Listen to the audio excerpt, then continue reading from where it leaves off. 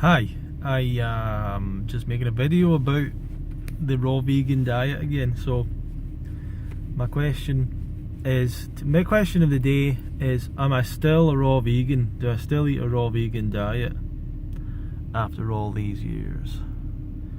Look at these eyes, look at this face. Of course it's a raw vegan diet. You can't look at this tie. A lot of people over the years, over the last 4 or 5 years that I've been into the lifestyle, people have started doing it and stopped doing it and went back to it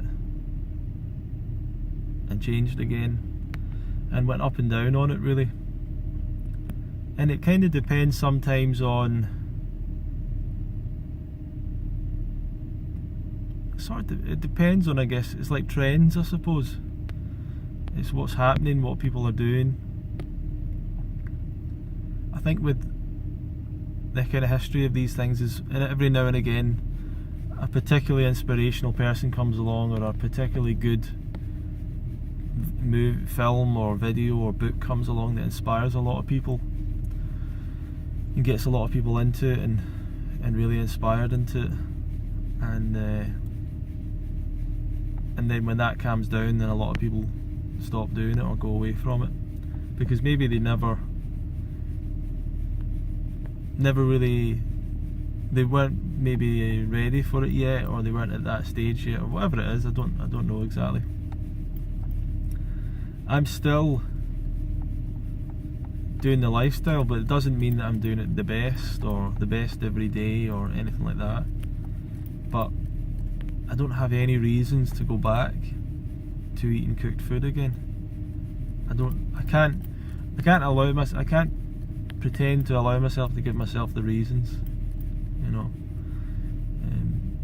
Doug Graham, who's been a raw vegan a long time, someone said to him, why do people go back to cooked food? And he said it's because they forget. It's because they forget why they stopped eating cooked food in the first place.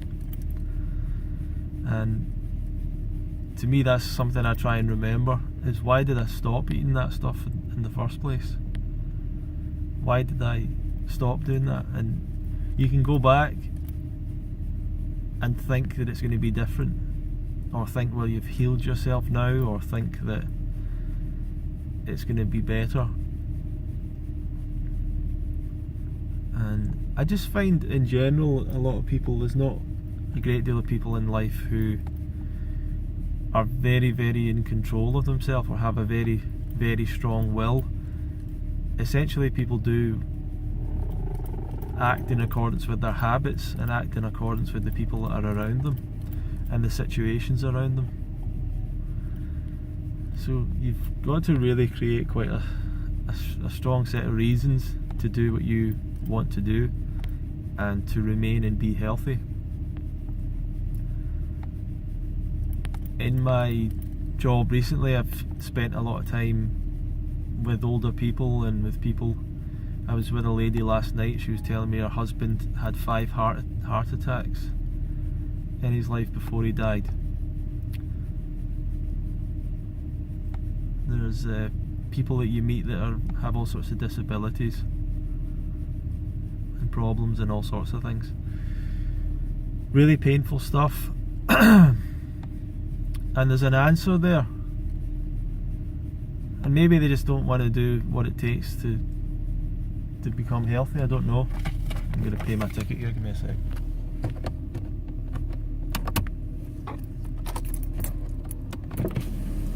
Oh.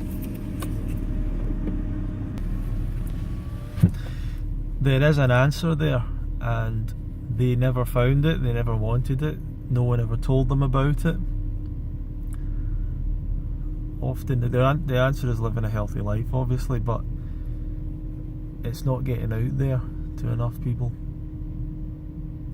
But when you see people and how sick people can get, the illness, the damage that can happen, the way that it affects people's lives, takes years off people's lives, it just reaffirms how important it is to decisions every day for your long-term health.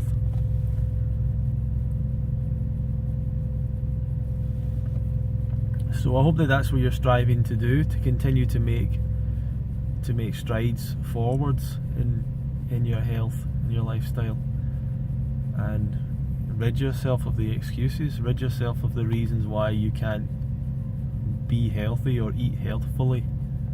Rid yourself of all of those reasons and start to develop a new set of reasons. Start to develop excuses why you can't eat junk food today. Well, I can't do that because I don't want to suffer the consequences that that'll lead to. So build up your reasons why.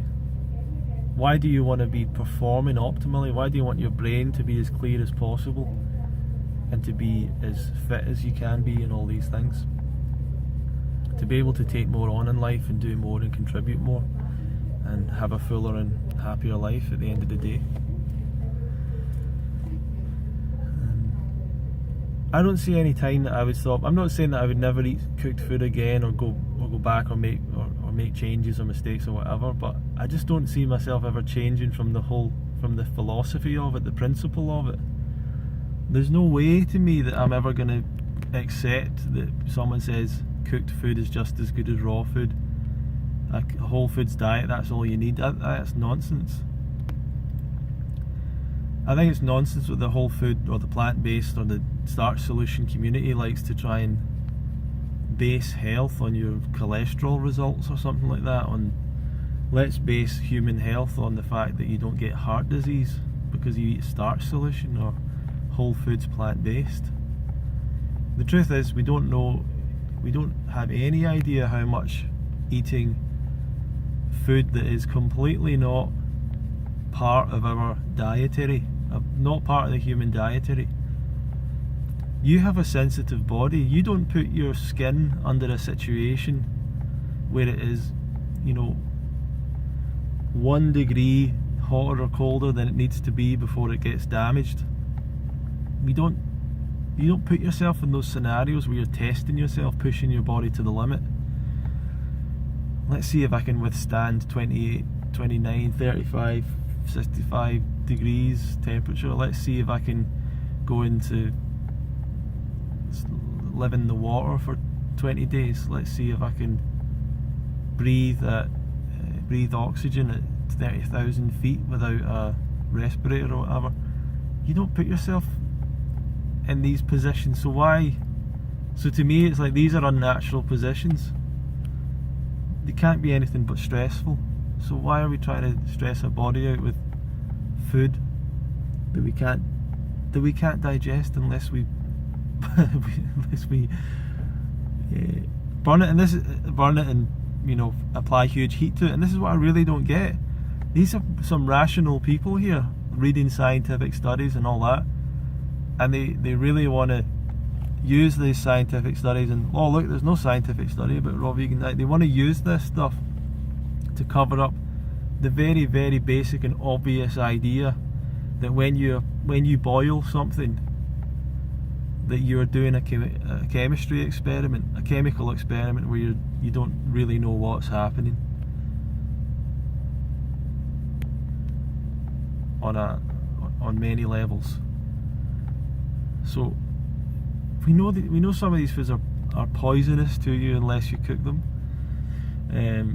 We know many of them are indigestible unless you cook them, impossible to eat unless you cook them. And cooking, you're basically talking about burning, boiling. It's just amazing.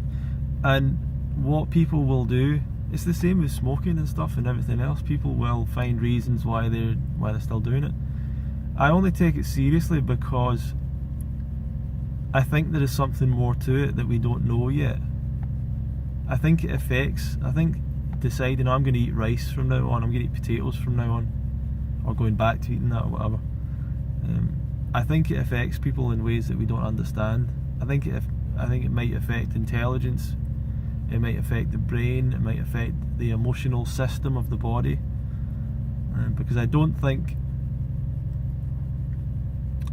I don't think everything is all. I don't think the body is all just about the brain. I think you have an entire intelligence running throughout your body, and that intelligence includes the digestive system. And if we're affecting the digestive system by putting in things that are causing stress or that aren't as good, and then I think that's going to affect your mood. I think it's going to affect your mindset, your attitude towards life, your connection to nature, and all sorts of other feelings. So I'm still a raw vegan because that's what we are. I think I see I see the forest for the trees. That's where we should be, the forest. Planting trees, eating fruit straight up from the tree. It should really be as easy as that, and as delicious as that. And regardless, I mean, I'm just one of the people that I'm pretty much sold on it. I don't see a time of me going back and just going back to vegan restaurants and all this stuff and and doing that. I just don't. I'm done with that now. I've made the decision. That's it. Gone. There's nothing good about rice, potatoes. That's nothing exciting about that. Nothing particularly tasty about it. Nothing. You can't replicate in vegetables if you like. Put some vegetables in a dehydrator or something for a few hours. Replicate some of those flavours if you like. It's not a big deal. But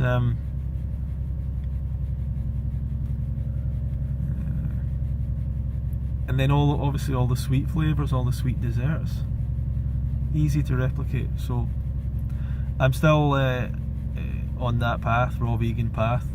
I'm doing it here. This is out in the snow, out in a boat, and this morning, okay, here's a little treat for you this morning. Was looking at a recipe, raw porridge, Doug Graham's raw porridge. The proportion is 3 bananas to 1 banana per 3 dates and 1 apple, or half an apple. Blend together the bananas and the dates, and you can blend them. You can put food in the blender till it's warm. It's not cooked, but you can put it in the blender till it's warm. And I know some people will say, oh well, that's oxygenated, so what's the point, and